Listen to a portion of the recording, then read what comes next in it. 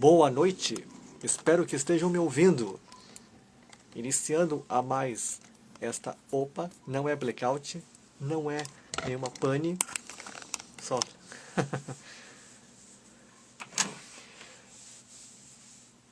Não é nada sobre Oppenheimer nem Barbie, é sobre os 30 anos de Jornada nas Estrelas, a nova geração. E o Tenente Comandante Gilson mandou um oi e só falta embarcar em mais esta jornada noturna e fria, com ou sem, no meu caso, com chá. Bem, estamos a posto já. Preparado para o teletransporte? Isso aí. Preparando agora. Não é o Scott, nem o engenheiro O'Brien. Aceitar. Vamos lá. E o áudio dele para mim, é claro.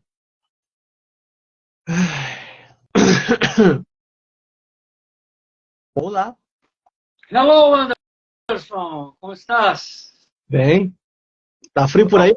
Olha, eu fui para uma parte da casa com ar-condicionado. Então tá agradável. Ah, legal. Deixa eu endireitar aqui. Tô te ouvindo também, que eu aproveitei por precaução, coloquei os fones.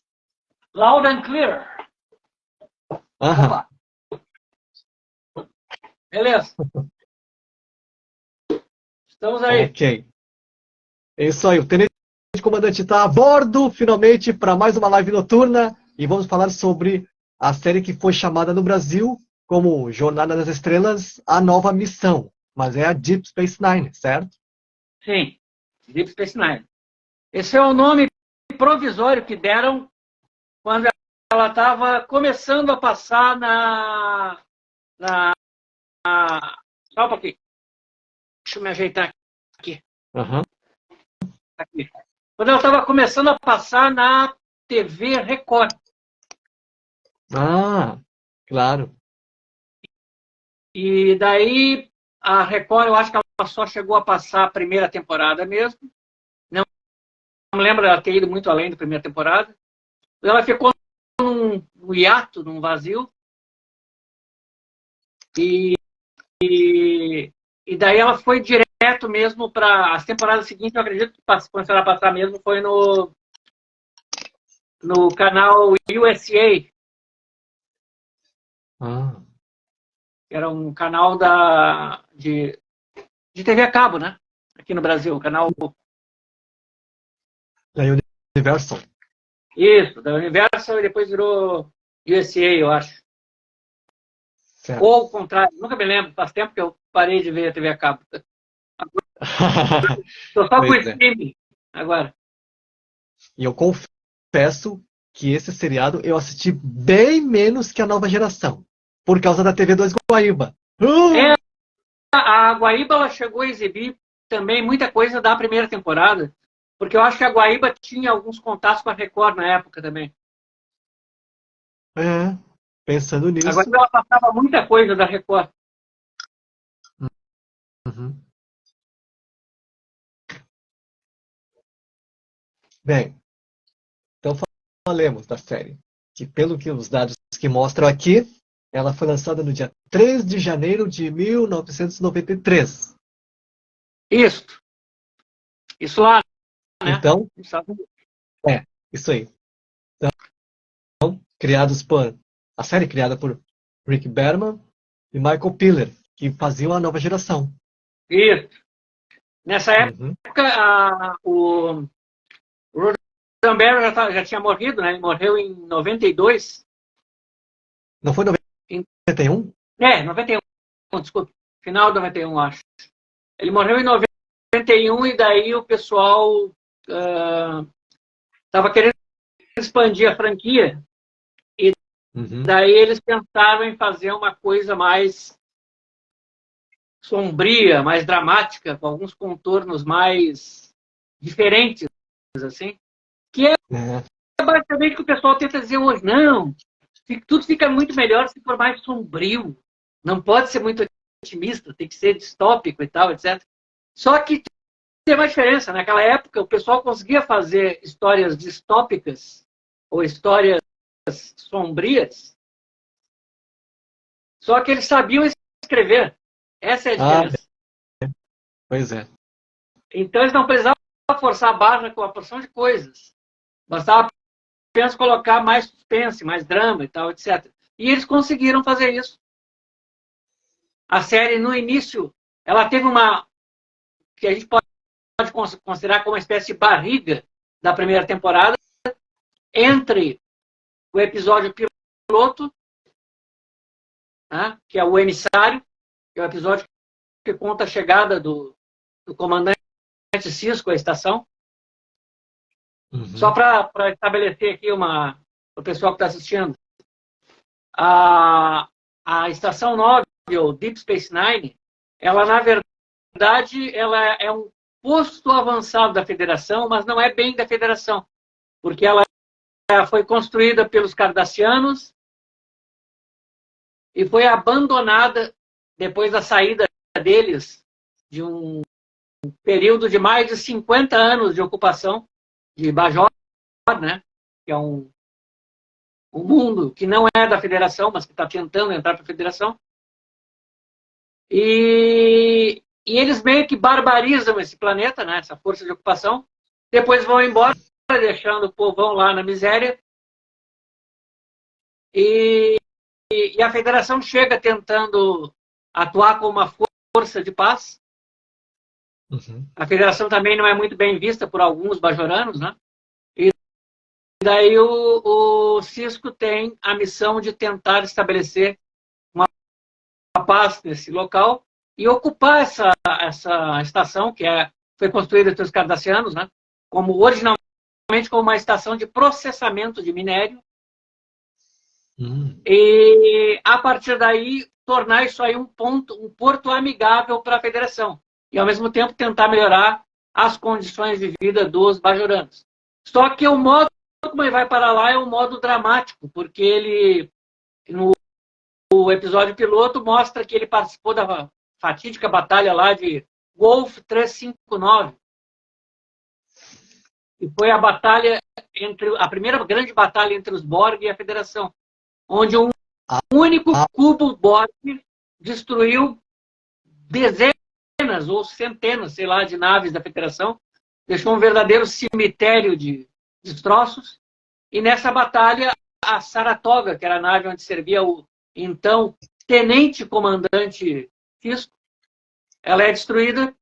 Ele vivia nela com a esposa e com o filho pequeno, Jake Cisco, e daí ele e o menino conseguem escapar num salva-vidas, num bote salva-vidas lá, numa cápsula, né, um pod salva-vidas.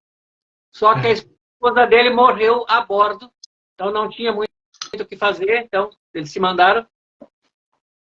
E daí, eu acho que 3 anos depois, se não me falha a memória, ele é promovido a comandante e ele ganha o posto.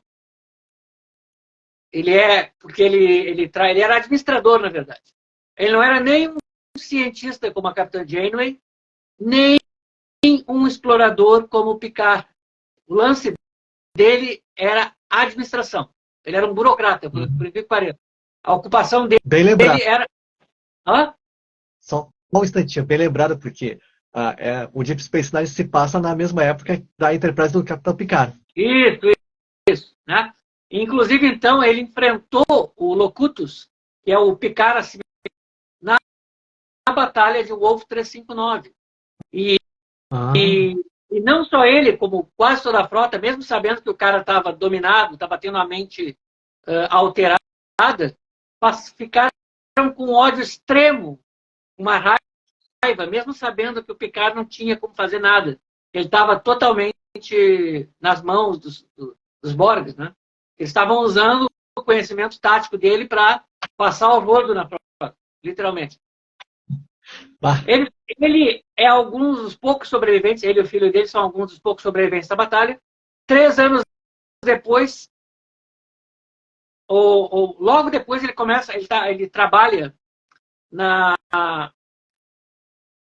nos estaleiros de Utopia Planitia, da planície Utopia, em Marte, onde ele é um administrador, um burocrata lá, que ele está envolvido com as construções do estaleiro, de novas naves da frota. E daí ele acaba sendo, então, transferido para a Estação 9. Em português, eles só chamam de Estação 9. Eles não chamam de Espaço Profundo 9. Em espanhol, eles falam Espacio Profundo 9. E fica lá perto de uma espécie de buraco negro que do quadrante delta, tipo um portal. Um buraco de minhoca. Isso. Na verdade, o buraco de minhoca, eles não tinham uma ideia exata da existência do buraco de minhoca. O buraco de minhoca, que liga o quadrante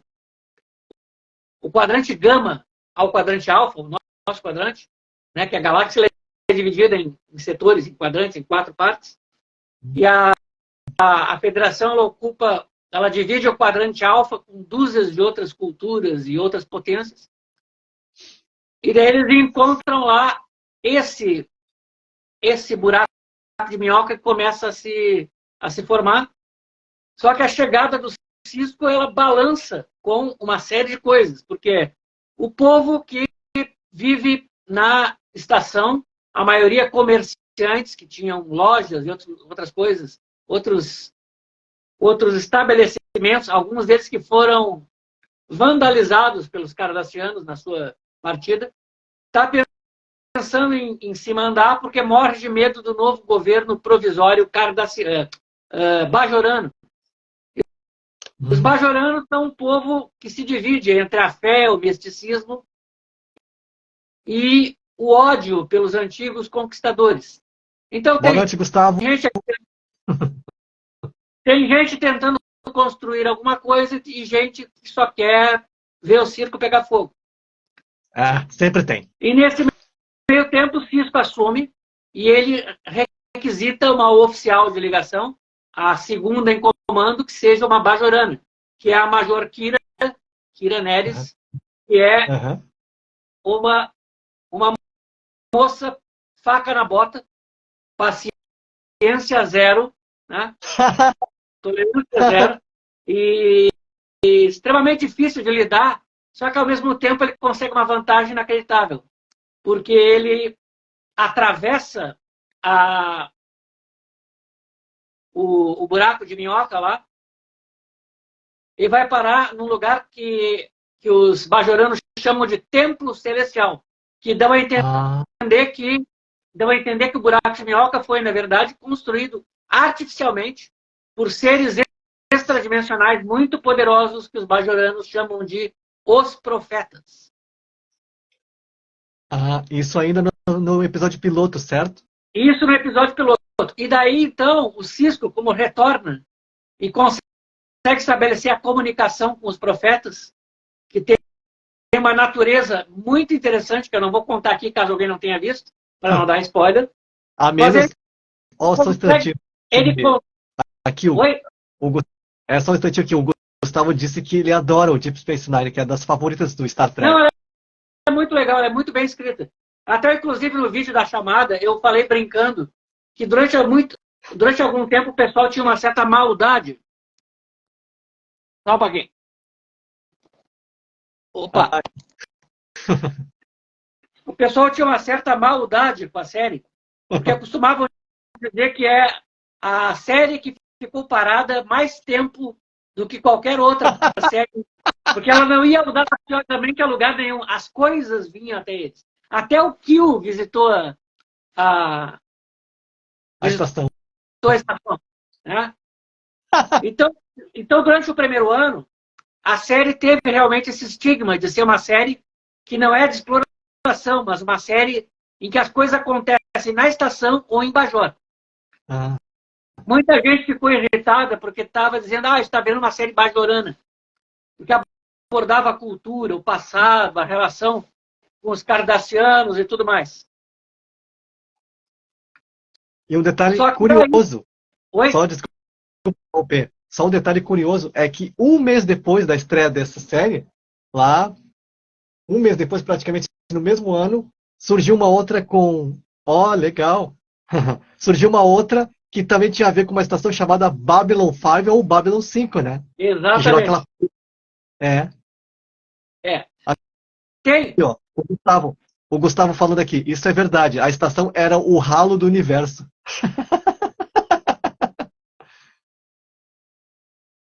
Babylon É. 5 tinha uns pontos de ligação muito interessantes.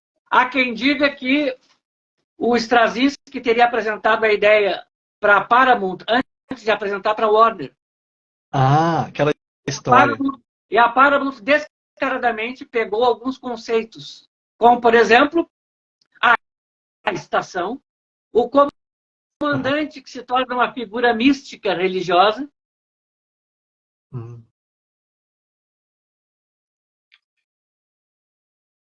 um conflito com um poder misterioso e maior, que precisa de uma aliança grande de espécies para combater, e um nome só, que em Babylon 5 era um líder religioso, que era Dukat, e em Deep Space Nine se torna o nome do grande vilão da série, Gul Dukat, que era um comandante cardassiano que passou por um dos arcos de personagem mais curiosos de todos os tempos.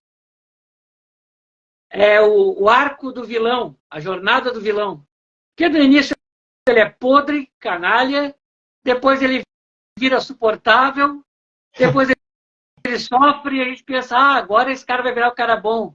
E ele quase engana todo mundo, até que vira um tremendo filho da puta de novo.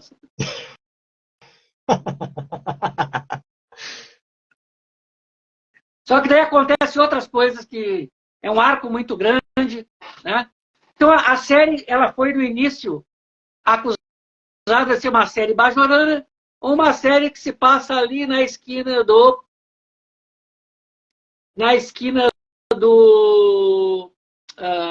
do buraco de minhoca, né? Pertinho ali. Isso. Uma série bajorana. Aham.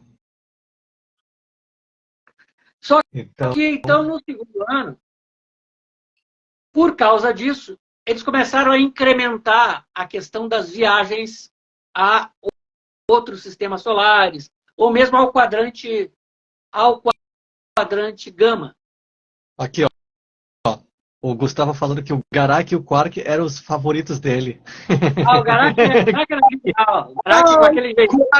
Não! Aquele jeito. Aquele jeitão cínico de espião dele era fantástico.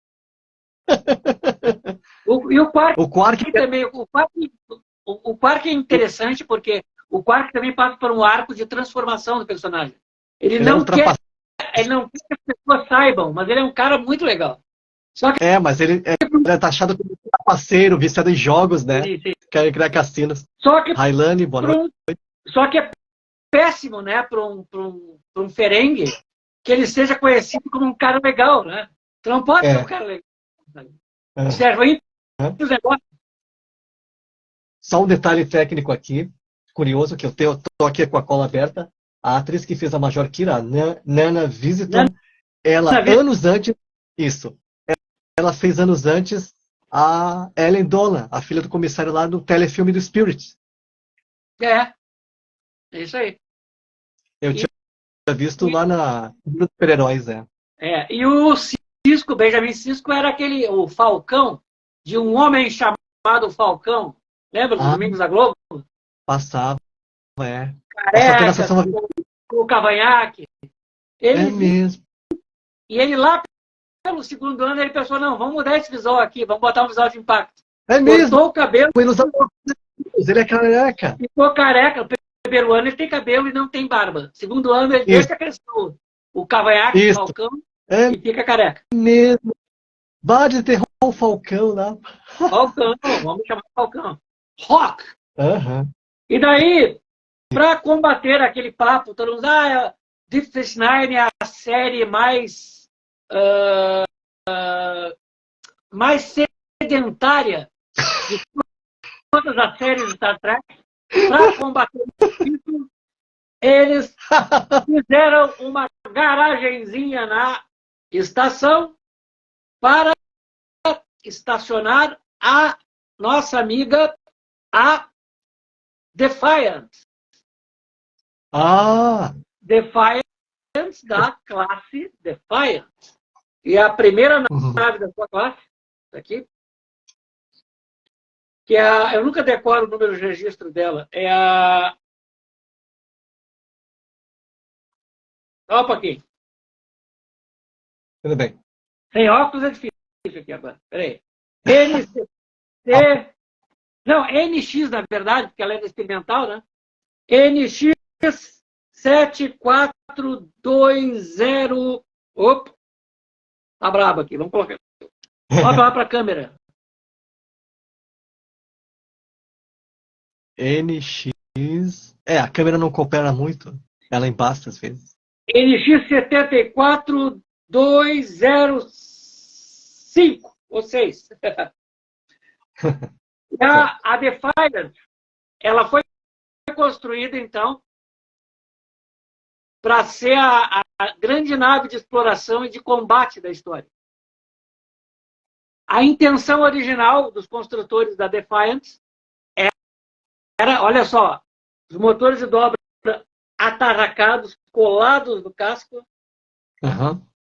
e cada centímetro quadrado dela ocupado por armas. Ela é, na verdade, um canhão voador. A Defiant, o objetivo dela era bater de igual para igual com o cubo Borg. Então eles encheram ela de tudo que é arma e de um dispositivo de camuflagem romulano. Aqui, a Defiant foi a primeira nave da Federação a violar o Tratado de Orgânia. Então era uma espécie de arsenal ambulante. Arsenal ambulante. Foi a primeira nave a violar aquele tratado famoso lá com os romulanos de jamais utilizar o dispositivo de camuflagem.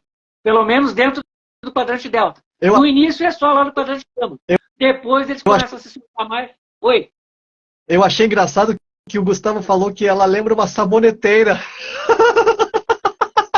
Há quem diga que ela lembra um ornitorrinco com motores de dobra. Pior também, olhando pelo bico. E aqui a gente tem a Defiant normal e aqui transparentezinha aqui camuflando. Ó, camuflada e aqui de volta a visibilidade. Não seria tecnologia Klingon? A tecnologia de camuflagem, ela surgiu com os Romulanos. Os Romulanos conseguiram a dobra dos Klingons e passaram para eles a camuflagem, e vice-versa. No início, pareceu... Isso foi na época da série clássica. No início, parecia ser um bom negócio. O tempo mostrou que não. Mas daí é coisa... virou história. Então, a partir do segundo ano, as histórias passaram a ser mais aventureiras, passou a ter mais... Isso foi lá pelo final do segundo ano, se não me falha a memória. O segundo ano, ele tem, para mim, provavelmente um dos melhores, se não o melhor episódio de toda a série, do ponto de vista dramático, que é O Visitante. Que é uma história de viagem no tempo, uma das mais comoventes que eu já vi. Não vou contar nada dessa história para não dar nenhum spoiler. Vocês, quando forem ver, peguem o lencinho e se preparem.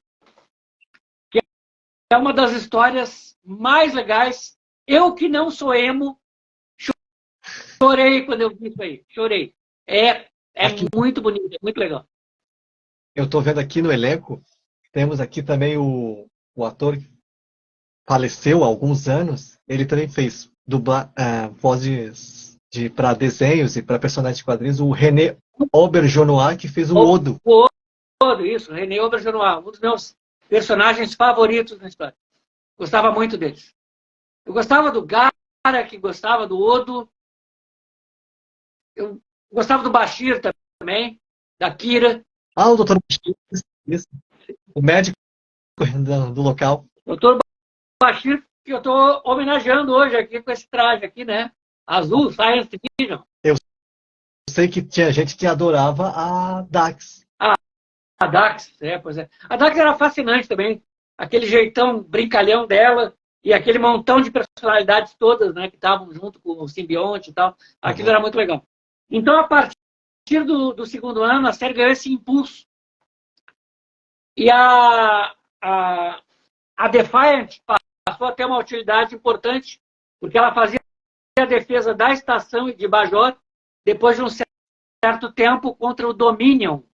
Dominion foi uma potência que eles encontraram, que era uma coalizão de espécies do quadrante Gama, comandadas, a gente viria saber depois, pelos fundadores, que é uma espécie de transmorfos, da qual veio o Odo. O Odo descobre que ele é um fundador ao longo da série. O Gustavo falou que prefere mais os episódios de intriga política. Sim, Gustavo. Principalmente os da Guerra do Dominion. Então, provavelmente, tu deves gostar do Sob a Pálida Luz da Lua. Pelo menos essa é a tradução literal. Under the Pale Moonlight, que é um episódio no qual, para que os Romulanos entrem na guerra, junto com os Klingons e a Federação contra o Dominion, o Cisco é obrigado a fazer algo de revirar as tripas. Ele é obrigado a violar todos os códigos possíveis de moralidade dele, pelo menos. Ele é obrigado a jogar sujo, bem sujo, para conseguir a ajuda dos Romulanos. Se tu gosta de intriga política, eu acho que deve ter visto esse e deve ter gostado. Um detalhe. Esse é um daqueles episódios que testam os limites da moral e da ética. Voltando um pouquinho, qual era a função do Odo lá na tripulação? O Odo, ele era o comissário da estação, o oficial de segurança, desde os tempos da ocupação cardassiana. Isso é uma coisa engraçada porque ele usa o uniforme bajorano, ou melhor, ele gera um uniforme bajorano para ele, mas ele estava lá como um policial dentro do regime cardassiano. Só que uma coisa que fazia ele ser respeitado pelos bajoranos era o fato de que, diferente dos cardassianos, ele não condenava inocentes sem provas. Diferente de algumas cortes que a gente conhece por aí, né? Ele não prendia ninguém sem prova, muito menos executava também. Então, com isso, ele ganhou o respeito e até a admiração dos bajoranos. E é por isso que a melhor amiga dele na estação é a Major Kira. Isso. Major ele, apesar da... Oi? Eu ouvi um barulho. Apesar da forma humanoide, o que ele exatamente era? Porque às vezes ele precisava se dissolver de tempos em tempos, né? Ele não tem uma forma. O povo dele vive no planeta dos fundadores, é um oceano vivo, onde todos se diluem em algo chamado grande elo, onde todos compartilham tudo de todos. Então, teoricamente, nunca ficou bem claro isso. De um certo modo, talvez eles tenham algo parecido com... Eles tenham o conceito de macho e fêmea, mas eles vivem todos interligados de um modo meio difícil de descrever. Ele era uma das crianças fundadoras lançadas em sondas automáticas para percorrer a galáxia e aprender sobre outras espécies, até voltar para o espaço dos fundadores. Só que ele se perdeu e foi encontrado por bajoranos e aprendeu a imitar a forma bajorana, ou pelo menos tentou imitar. Né? Ele não tinha outros fundadores que ensinassem ele a usar os poderes dele, por isso que ele nunca conseguiu imitar formas humanoides com perfeição. Por isso que o rosto dele parece um rosto mal acabado. E é por isso que ele costuma brincar com a Kira, dizer que ele jamais vai conseguir fazer aquele nariz bajorando. Aquele sim. nariz que Parece um boneco. e É. O que o Gustavo falou que adorava, assim, o dilema moral da série. Como me explicou aí, sim. o E outra coisa, isso no elenco também tem, Oi? no elenco também tem o chefe O'Brien, né, que é o Cole Meany, E que anos depois ele seria Cole Meany, ele seria um dos bandidos lá do filme do Steven Seagal, A Força em Alerta. Uhum.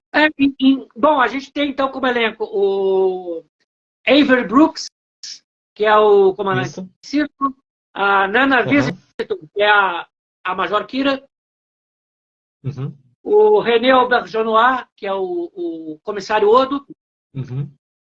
o Siddig El Fadil, depois mudou o nome para Alexander Siddig, que é o doutor Julian Bashir, Isso. a Jadzia Dax, cujo nome eu não me lembro agora, Terry Farrell. Isso. Terry Farrell, isso. A Jadzia Dax. Uhum. O Armin Shimmerman, que é o Quark. Isso. O Quem Cole mais Meany, aí? que é o chefe. O Cole Meany. O Cole Meany, que foi um meio que eles conseguiram de tentar atrair o povo a nova geração, é deixar alguém da nova geração na estação. Então, no episódio piloto, o Picard aparece visitando a estação e deixando o engenheiro O'Brien lá, no caso, o chefe O'Brien, na estação com a família dele, com a esposa e com a filha. Isso, a Keiko e a filha, que é professora. Uma coisa interessante é que o O'Brien é talvez o personagem com a história mais estranha de toda a frota. Por quê? Porque lá no piloto de A Nova Geração, ele é claramente mostrado como tenente. Ou tenente júnior, se não falha a memória. Sim, tem tenente comandante e tenente júnior. Não, minto. Tenente ou tenente júnior. Que tem uma bolinha, uma das bolinhas de posto é cheia e a outra é vazada. É tenente júnior. Sim. Não falha a memória. E duas bolinhas é full lieutenant. Ele começa como tenente na nova geração. Ele está progredindo, ele é oficial. E para ir para Deep Space Nine e virar o chefe de operações, ele vira o equivalente às Forças Armadas do mundo real a um suboficial. Ele é rebaixado para ir lá. Inclusive, depois de alguns episódios, em vez de usar o símbolo de posto, de oficial, ele usa um símbolo especial, que é o de praça especial. É como se ele fosse tenente, formado pela academia, e depois resolvesse ser sargento ou subtenente. O que ele ganhou com isso, eu não sei. Aqui, o Gustavo falou que o Dr. Bashir era um ser humano geneticamente alterado. Sim, o Bashir, ele é um segredo dele, que só é revelado mais adiante, ao longo da série, lá pela quinta ou sexta temporada, talvez sétima. E foi aprimorado geneticamente porque ele tinha uma doença, ele tinha um retardo mental na infância, e os pais dele notaram que ele não ia conseguir se desenvolver, e daí tiraram ele do espaço da Federação e foram para um mundo alienígena não ligado à Federação, onde a manipulação genética não é ilegal. E lá, com a idade de 2 ou 3 anos, eles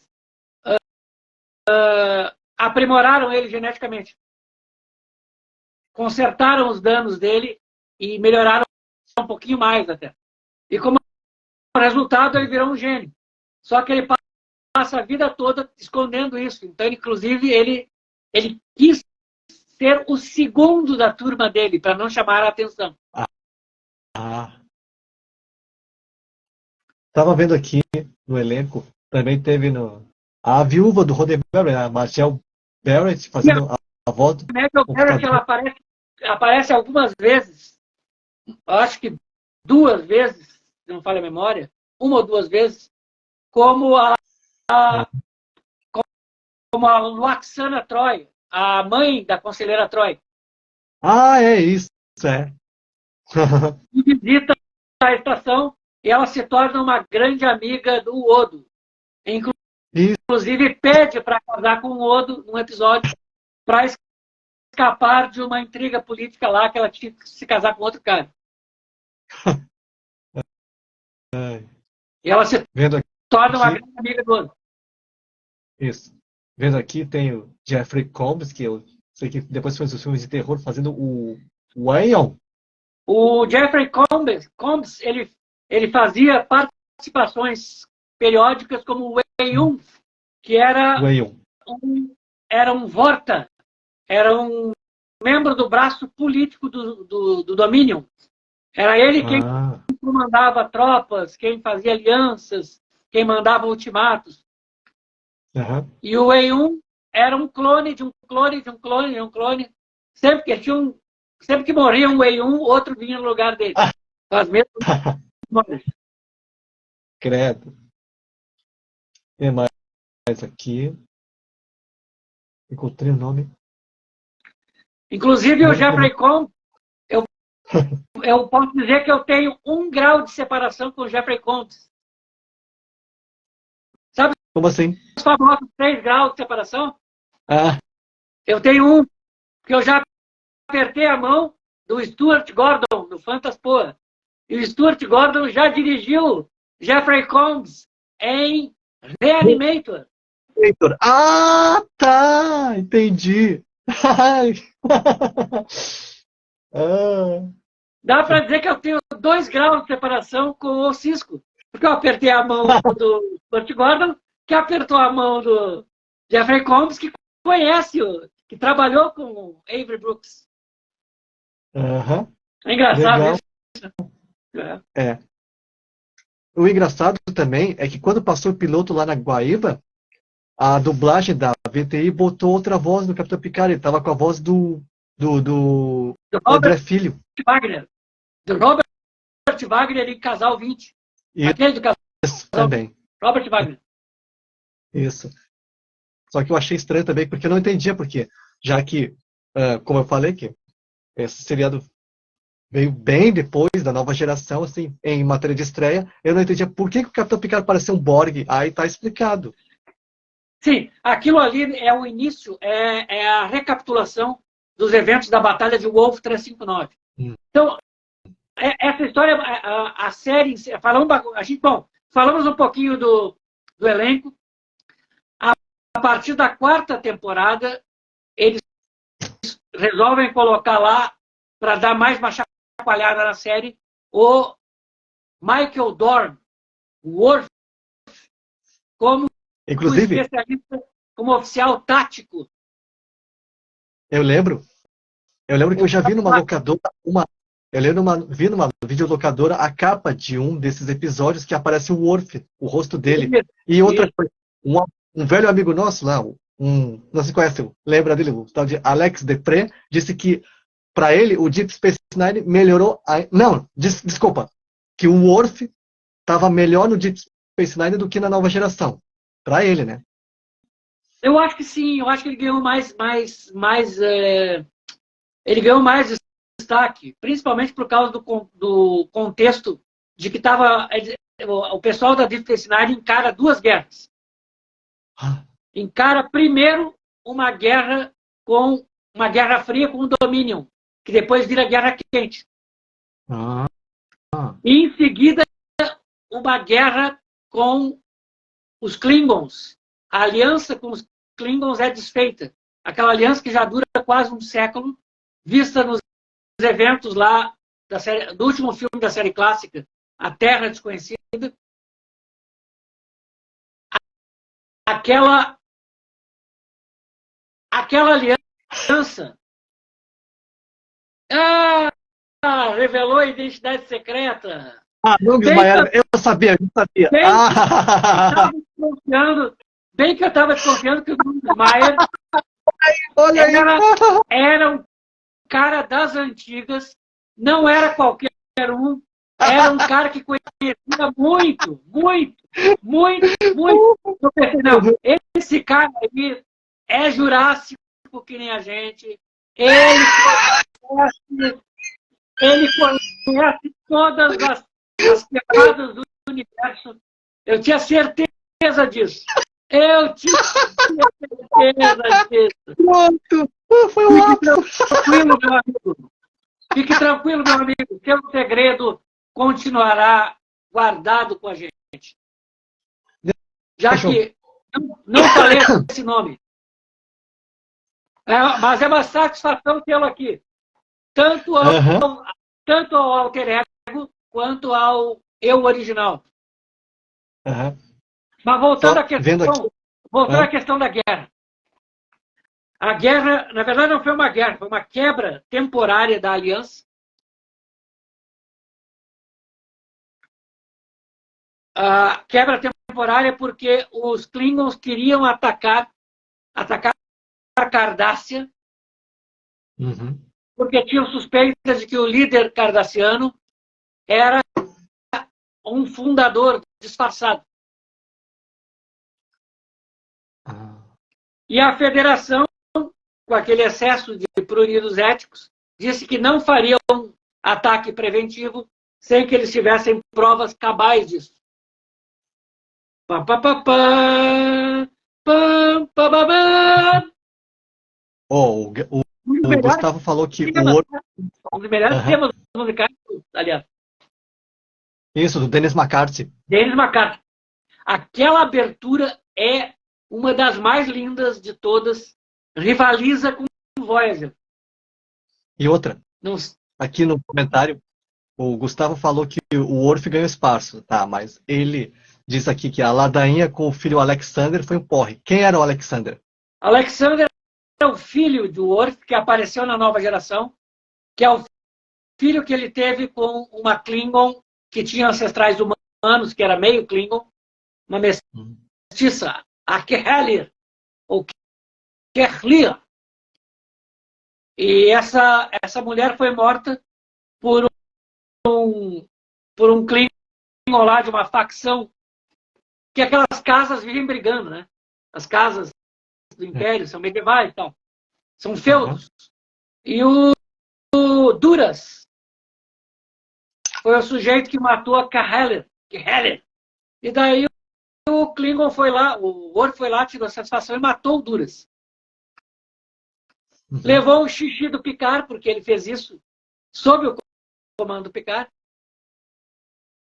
Só que isso daí acabou melhorando as relações com o Império Klingon, lá na nova geração. Porque o líder que assumiu, o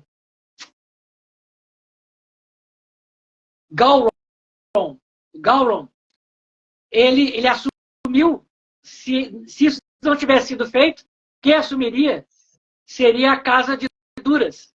Seria o filho dele, que era um gurizinho ridículo, não tinha barba na cara e nunca tinha participado de nenhuma batalha. Então, por isso, pela lei Klingon, ele não tinha direito. Ele nunca derramou sangue em batalha, então próximo na linha de sucessão acabou sendo o Gowron. E por causa disso, o Gowron, de vez em quando, prestava favores à federação. Quando estava de bom humor, ele não reescrevia a história, apagando a participação da federação. Mas o Worf ganhou mais destaque, principalmente por causa da guerra com o Dominion, né? E também porque ele foi chamado para a estação, porque o Cisco queria um especialista em Klingons. E quem melhor do que um oficial da frota e um Klingon? Ah, E daí o Worf, no início, ele não gosta da estação, ele não quer se misturar, ele prefere dormir nos alojamentos da Defiant. ah. Porque é uma nave de combate, e se tocar a sirene, ele já está ali mesmo. Já que é um guerreiro? Ele leva muito tempo para começar a sair, começar a se enturmar, de certo modo. Quem ajuda ele a se enturmar é a Jadzia. Ou melhor, o Curzon Dax, o antigo hospedeiro do simbionte da Jadzia, que foi embaixador do Klingon e era um grande amigo dos Klingons. E o Curzon dá para a Jadzia suas memórias e ensina ela a falar Klingon, a usar o Bat'leth. E daí ela começa a treinar a Bat'leth, que é a espada Klingon, né?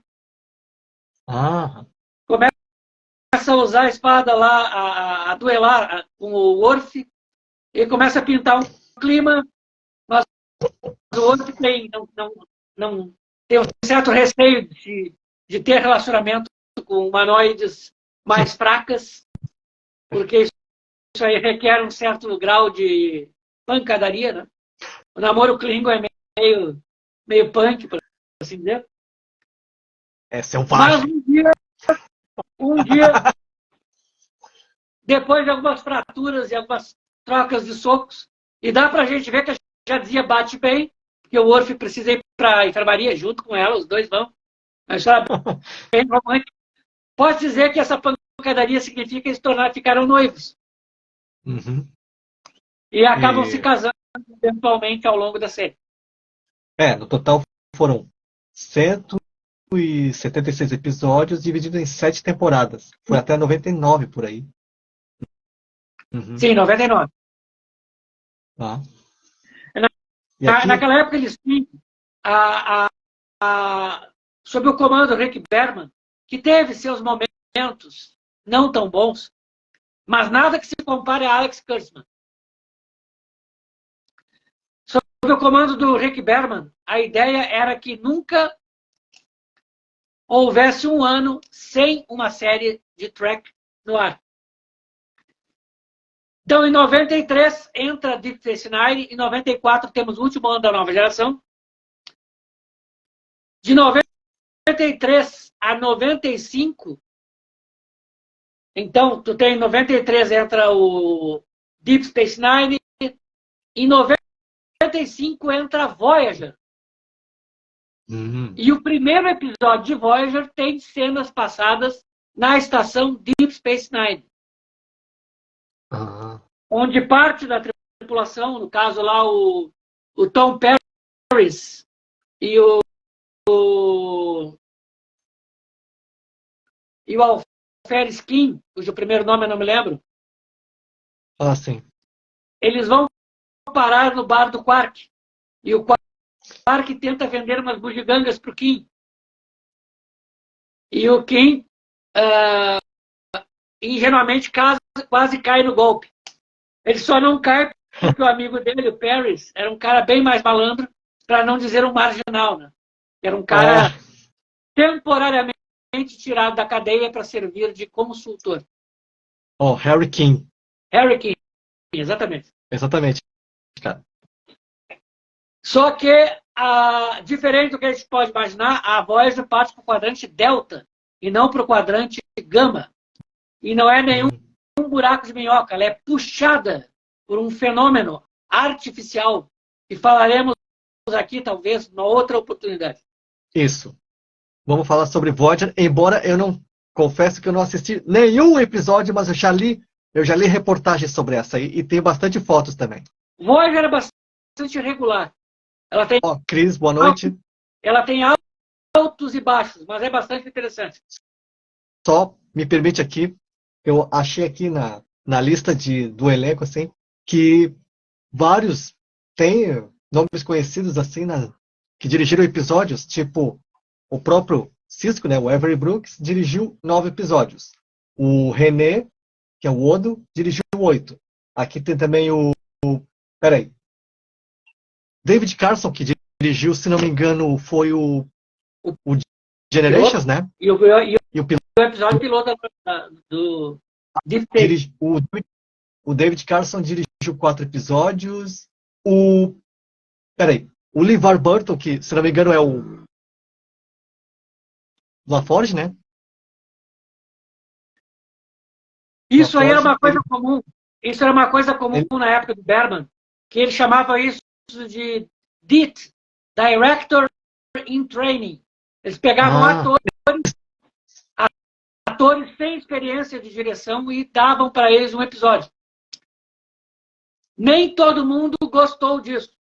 O Brent Spinner, na época, não gostou disso, quando ele estava na nova geração. isso Mas, foi falado lá na. mas o Aham. Riker, o ator lá do Isso. Riker, o Jonathan Frakes. Jonathan Frakes, ele gostou tanto que se tornou um diretor bastante eficiente. Falando nele, do Deep Space Nine, ele dirigiu 3 episódios. O Michael Dorn também.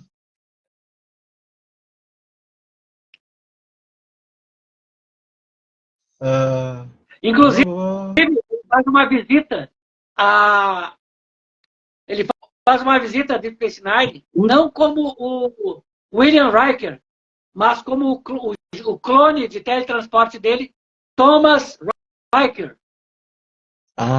Aqui o Gustavo falou que nem terminei a primeira temporada. Até hoje isso acontece. Acontece. É o ideal. O ideal para quem puder é fazer os downloads de episódios, né, que é o que a maioria das pessoas fazem, ou quem tiver condições, assinar a Netflix, que felizmente não se livrou dos episódios. A Paramount do Brasil não pediu, então tá tudo lá na Netflix e é uma delícia de ver. Eu, há muitos e muitos anos, entre os anos em que os oceanos engoliram a Atlântida, sabe? E o aparecimento dos filhos de Arias, eu tinha medo de nunca mais passarem essas coisas. E comprei a série completa de uma loja chinesa lá. Oh, uma loja chinesa, sabe? Uma loja Sei. Xingling. Só em inglês, com legendas. Ah. E, na época, era o que parecia mais sensato. Eu não imaginava que teria o serviço de streaming que daria para assistir com uma qualidade de som e imagem muito melhor. Mas tá aí. Uhum. Se algum dia o mundo acabar e não tivermos mais streaming, eu com um geradorzinho solar e um videocassete poderia assistir. Deixa eu ver. E a série Diz aí. evoluiu, né? A série ela passou por todos esses conflitos aí, então. Dizem que a quebra da aliança com os Klingons foi só uma desculpa para colocarem o Michael Dorn. Ah. Mas funcionou. Porque não durou muito tempo. Foi questão de 1 ou 2 temporadas, se tanto. E os Klingons voltam a ficar de boas com a Federação. Porque o Cisco e a sua turma, cirurgicamente alterados para parecerem Klingons, vão lá no meio do Império Klingon e mostram para o alto comando Klingon que um dos generais deles era um fundador, um founder, um transmorfo disfarçado. Uhum. E com isso eles recuperam a confiança do chanceler Gowron, o líder do Império Klingon. Aqui, só um instantinho, começar a mostrar. Além de ter mostrado a miniatura da estação e a Defiant, eu tenho aqui também uma menção que saiu na revista Herói Gold 50, que eles tinham feito um guia de episódios, isso lá em 1995. E aqui, ó, é verdade. A série passava, só que na época assim, que eles botaram, passava sábado às 7 da noite na Record, com o nome Jornada nas Estrelas, a nova emissão. Eu fiquei devendo. Herói, claro. Eu fiquei devendo para vocês aí, não está aqui, está em outra sala, talvez uma nave que é mais icônica ainda, que é a Defiant. que é o Runabout, em português chamado Explorador, que era uma nave auxiliar maior, do tamanho de um ônibus, que era usada para viagens interestelares, mais longas, que é com elas que eles começam a explorar o quadrante gama no início, com o Runabout. O Runabout é como se fosse como se fosse uma nave auxiliar um pouquinho maior, e ela é armada com uns poucos torpedos fotônicos, não é grande coisa, e com algumas baterias de phaser. Nada que se compare a essa monstruosidade aqui. Isso aqui, a Defiant, ela já não tem mais torpedos fotônicos, são torpedos quânticos. Que são bem mais energéticos, bem mais pauleira. Não sei se alguém gostaria de ver uma miniatura de Runabout aí, se não, deixamos para uma outra vez. O Runabout ele aparece, na verdade, na nova geração. Ele é uma nave auxiliar mais encorpada, assim, compridona, que teria aproximadamente o tamanho de um ônibus. Já as naves auxiliares teriam o tamanho de um micro-ônibus, mais ou menos. Nossa. Outra coisa, deixa eu te perguntar. Lembra da revista Sci-Fi News? Ah, tem uma coleção aqui em casa. Eu tenho umas poucas aqui. Inclusive, eu até separei aqui a número 33. Ó só. Ah, essa eu tenho. Aí, que justamente já ia abordar sobre se é que tem algum dos episódios favoritos, no caso, de Viagem no Tempo, que aparece o crossover com a tripulação clássica. Sim, esse é magnífico. Esse episódio, se não falar a memória, foi para comemorar o episódio número 100. Olha só. Sim, sim. Uhum. Eles usaram a mesma tecnologia do Forrest Gump. Qual temporada foi mesmo? Esse aí eu acho que foi da... Peraí. Episódio Trials and Tribbles. Tribble Actions. Quinta ou sexta? Dá uma olhada aí. A revista de 2000. Mas, peraí. Desculpa. Peraí. A nova missão. O Trials and Tribulations é a quinta temporada, parece. Eu acho que é o episódio número 100, né? Comemoração Não sei. ao 100º episódio. Que eles fizeram aqui, ó. Eles botaram nessa coluna os episódios de todas as séries até o momento que envolviam viagens no tempo. Sim. E esse é maravilhoso. Nesse aí, a tripulação da Defiant, do Cisco, descobre que está levando um humano que não é um humano, que é um espião Klingon modificado para parecer humano. E que ele, na verdade, ele dá um jeito de fazer com que a Defiant entre numa dobra lá que viaje no tempo. Boa noite, Gustavo. Até a época... Boa noite. Até a época do episódio original da série clássica, na famosa estação K7, estação cassete. É boa essa, cassete. Ela seria uma ancestral da Deep Space Nine.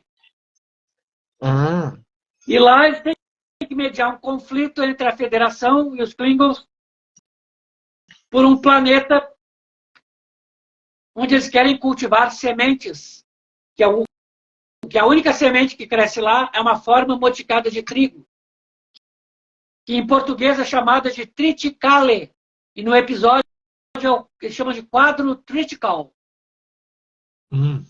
Só que dá um probleminha.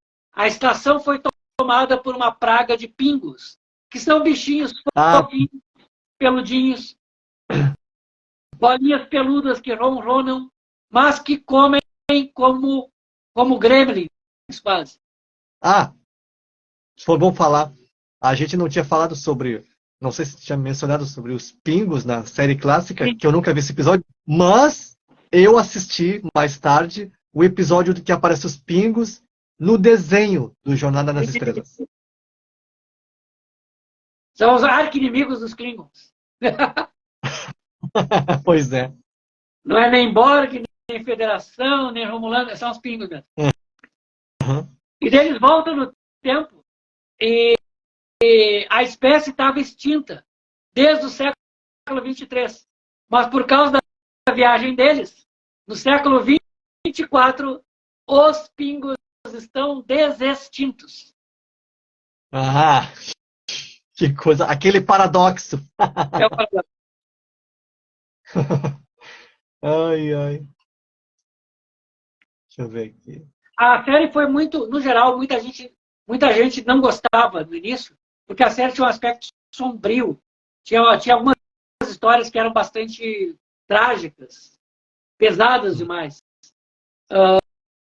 Mas eu achei interessante que ela deu um salto em termos de densidade dramática.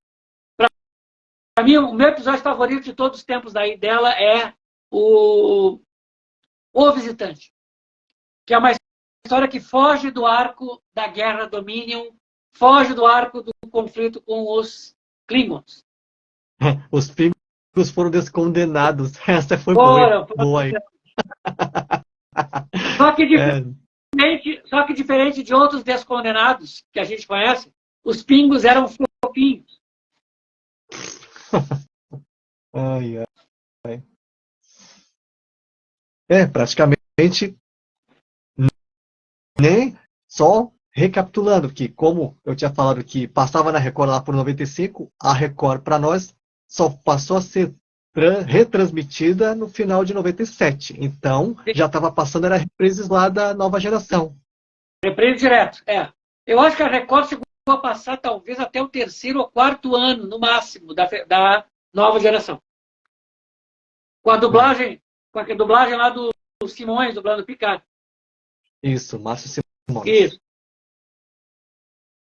Aí os episódios finais mesmo, a gente só foi ver na TV a cabo e agora no streaming.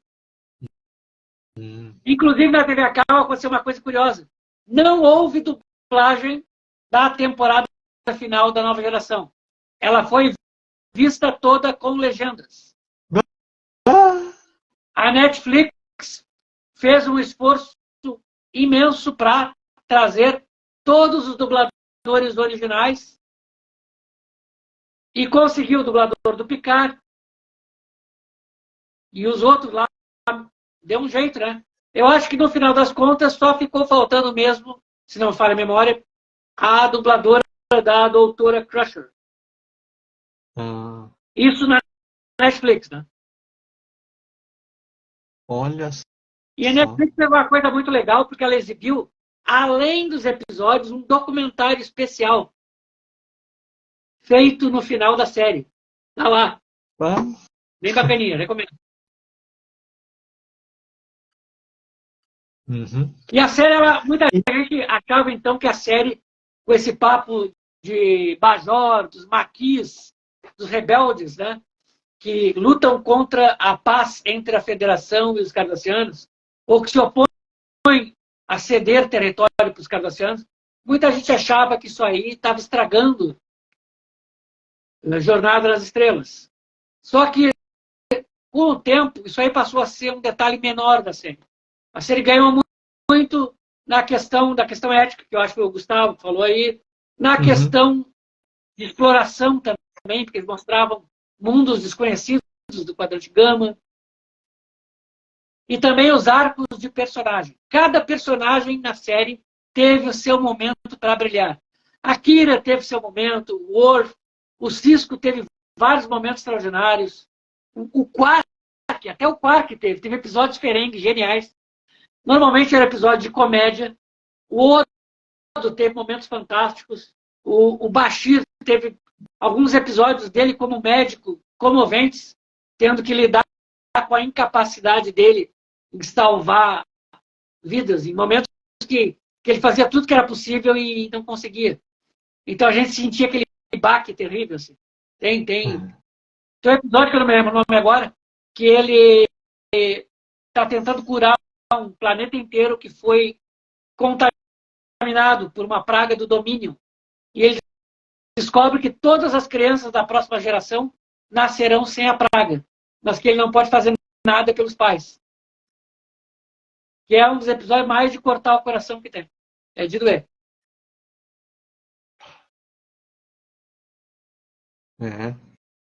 Esse e o Visitante. O Visitante é magnífico. Inclusive, a trilha sonora do Visitante, a trilha sonora, eu acho que foi Dennis McCarthy que fez também. A música especial para esse episódio é comovente também.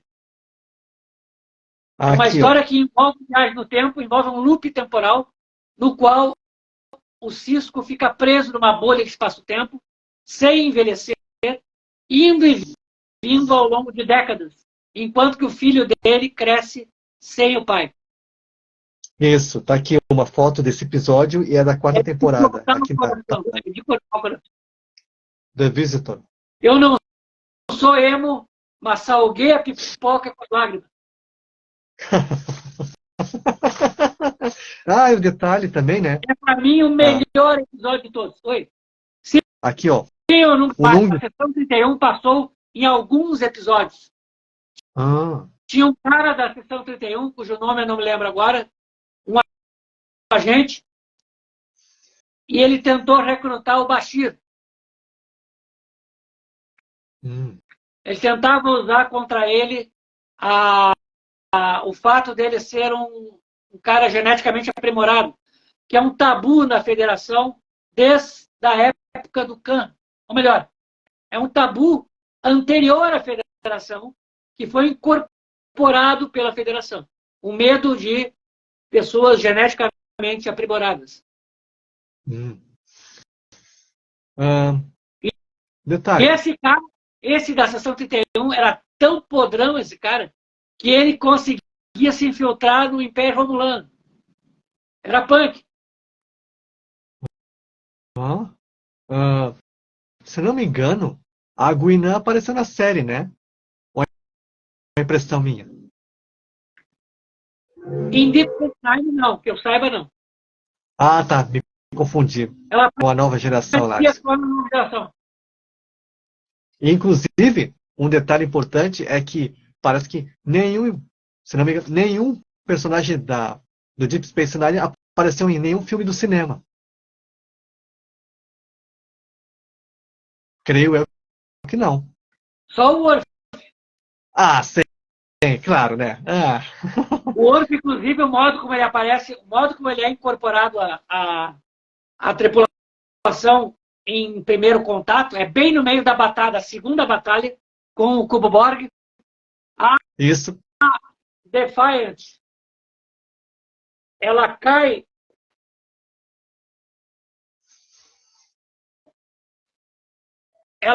num feixe de tração de um Cubo Borg e a Enterprise, esta aqui, aí, ela larga um feixe lá, consegue cortar, só que a Defiant está avariada, a deriva.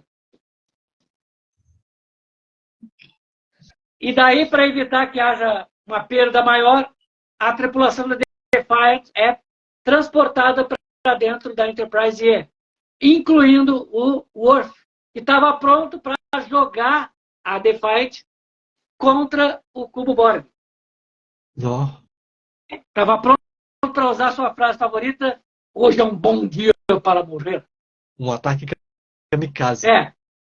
Só que daí aparece a Enterprise e ele diz: perhaps today is not a good day to die.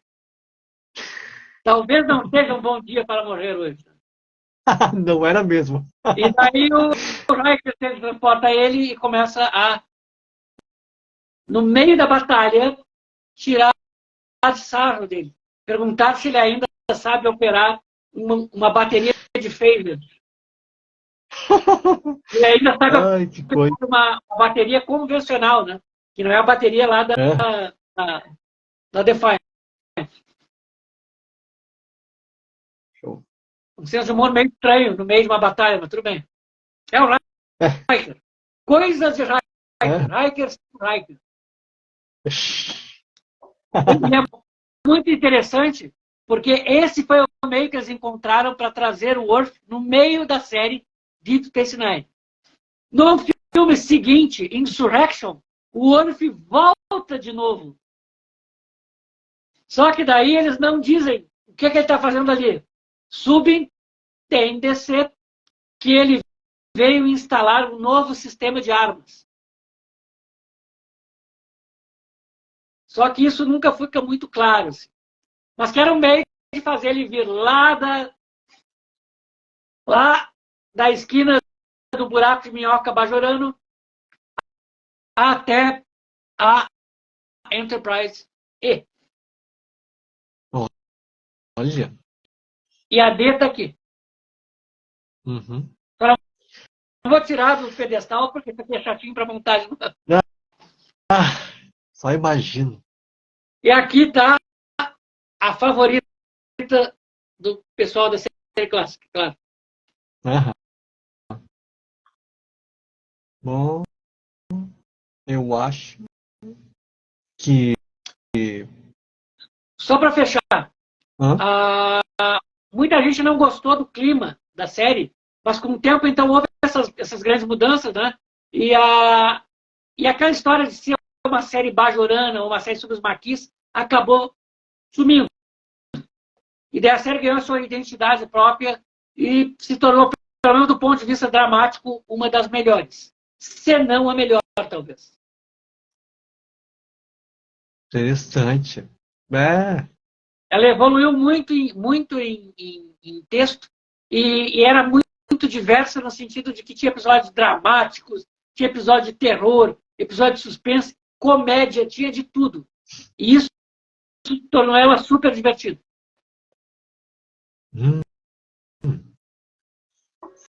Inclusive, o pessoal que adora falar de diversidade é a série que teve o primeiro beijo, entre aspas, lésbico, da TV americana, quer dizer, da ficção científica.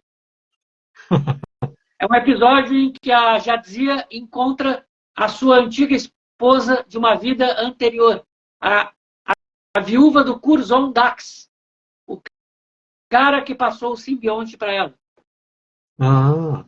Eu acho que eu vi alguma coisa assim, alguma menção sobre isso. Só que pela lei dos simbiontes, pela lei dos trios, é proibido haver relacionamento entre pessoas que foram casadas com alguém que encontraram o simbionte, que tem as memórias desse alguém, não podem voltar, independente de ser do mesmo sexo ou não. Simplesmente não pode ter qualquer ligação com uma vida anterior. Essa é uma lei, trio, que acaba gerando drama na história. Olha aí. Bom, eu acho que foi bastante esclarecedor, que, como eu disse, eu não vi quase nada dessa série, e não me importava se eu... Desculpa, gente, mas é uma série de 30 anos atrás, assim, vão se preocupar com spoiler. Ai, não conta! Mas vão procurar, nem que seja em DVD, pô. Bom, eu sei que tem o pessoal que baixa na locadora do Jack Sparrow, pam, pam, pararam, pam, pararam, pam, pam, pararam. Mas quem puder assistir eu não sou acionista da Netflix, tá, pessoal? Não sou. Não, jabá. Mas a qualidade de som e imagem tá lindaça. Quem puder, vale a pena. Recomendo. Quem puder, de repente, pagar alguns meses só para maratonar e depois se despedir, vale a pena. Ó, eu tô escutando uns trovões aqui, não é avião. Aqui já chegou, tá vindo. É? Tão legal. Então, foi bastante esclarecedora, muito interessante, assim, agradecendo a presença teleportada do Tenente Comandante Gilson. Então, tá? Prestigie também a rede social dele. Aqui, ó, Nungues. Gilson, Berman e Braga dão saudades hoje, não? Dão saudade. A gente era feliz e não sabia. É. Que nem o Mauro Borba falava. O pior de Enterprise, aquele arco da Guerra Shindy, eu achava aquilo brabo. Hoje em dia eu digo, a gente era feliz e não sabia. Concordo totalmente contigo. Então tá. Aí fica. É só aguardar a próxima convocação para a gente falar de um futuro filme e de repente falar da Voyager também, esse daí pior ainda, eu não vi quase nada, só vi fotos e imagens, tá? Mas vale a pena. Aliás, falando nela, onde é que ela está? Está aqui. Pam, pam, pam, pam, pam, pam. Sobre essa Voyager, eu só li artigos na Sci-Fi, na Herói, lembrei, naquela outra, na Starlog Brasil, que eu tenho umas aqui. Então tá. Agradecemos também ao pessoal, ao Gustavo, ao Nungs Maiever, né, a vulgo Alex, que apareceu aí falando. Já era. Então tá.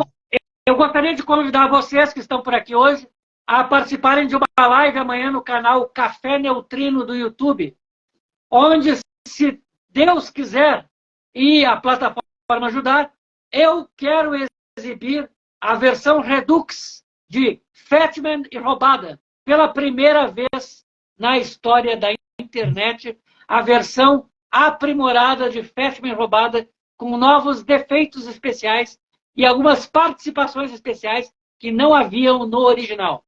Certo? Bom, amanhã, 21h, canal Café Neutrino do YouTube. Aqui, ó. Vida longa e próspera. Isso, só um detalhezinho. Peraí. O Nungs perguntou se a gente vai falar sobre Enterprise. Possivelmente. Sempre. Isso aí. Sempre. Vamos lá. Futuro filmes também, outras coisas, de repente, até do desenho, né? Da Filmecha, se for o caso. O que for de Star Trek ou de ficção em geral, vale. Eu chegava em casa 5h30 da tarde, 6 da tarde do colégio e corria toda sexta-feira para ver a série animada na Globo. Pá, que coisa. Então tá. Quem não assistiu, quem não pôde participar, só vai assistir no IGTV do Instagram e também na versão nada espelhada lá no meu canal, a NDF Studio. Então tá. Vida longa e próspera. Boa noite. Vida longa e próspera. Isso aí. Valeu, gente. Boa noite. Boa noite.